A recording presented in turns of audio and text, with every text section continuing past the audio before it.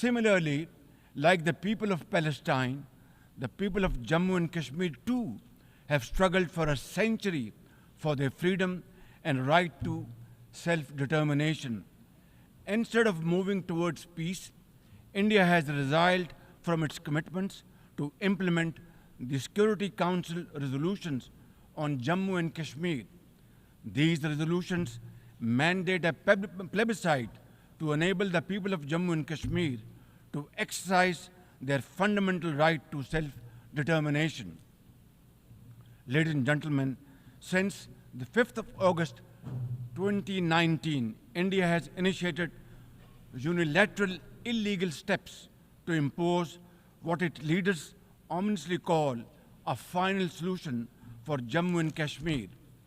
Day in and day out, 900,000 Indian troops terrorized the people of occupied Jammu and Kashmir with draconian measures including prolonged curfews, extrajudicial killings, and the abduction of thousands of young Kashmiris. At the same time, in a classic settler colonial project, India is seizing Kashmiri lands and properties and settling outsiders into occupied Jammu and Kashmir in their nefarious design to transform the Muslim majority into a minority. This hackneyed tactic is employed by all occupying powers, but it has always failed. In Jammu and Kashmir too, it shall fail by the grace of God. Ladies and gentlemen,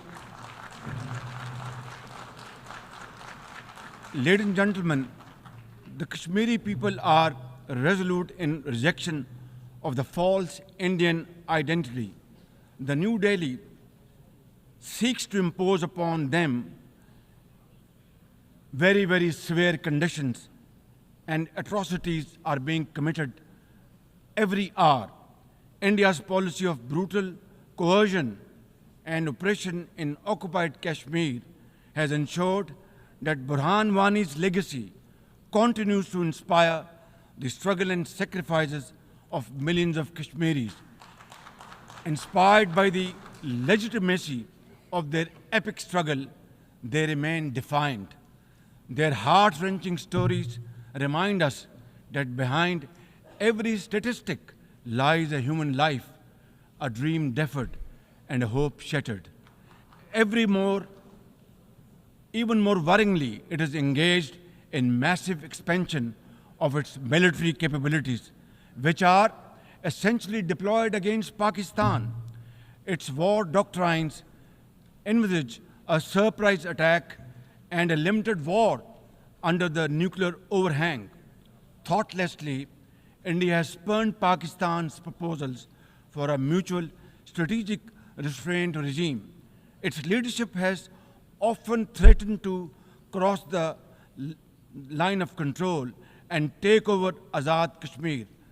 Ladies and gentlemen, Mr. President, let me state in no uncertain terms that Pakistan will respond most decisively to any Indian aggression. Therefore, to secure durable peace, India must reverse the unilateral and illegal measures it has taken since 5th of August 2019 and enter into a dialogue for a peaceful resolution of the Jammu and Kashmir dispute in accordance with the UN security resolutions and the wishes of the Kashmiri people. Mr. President, remember, illegal occupation creates a fresh hell every day in the killing fields of Palestine and in the pristine valleys of occupied Jammu and Kashmir.